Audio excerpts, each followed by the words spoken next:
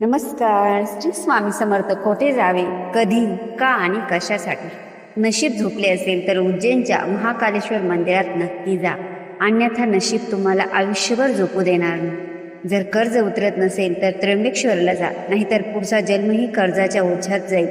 मृत्यूची भीती वाटत असेल तर काशी विश्वनाथाला जा, कारण तिथे मरण म्हणजे मोक्ष निश्चित असतो.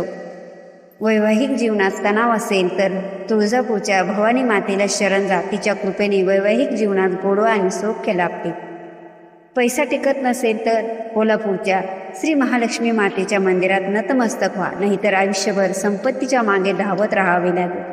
विवाहात अडथळे असतील तर अक्कलकोटच्या श्री स्वामी समर्थ महाराजांच्या चरणी जा, ते सगळं सुरळीत करून देतील. आरोग्य सतत बिघडत असेल तर शिर्डीच्या साईबाबांच्या दरबारात जा, कारण तिथे श्रद्धा आणि सबुरीने रोग नष्ट होतात.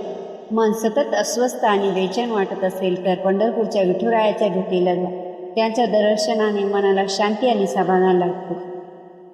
श्री स्वामी समर्थ.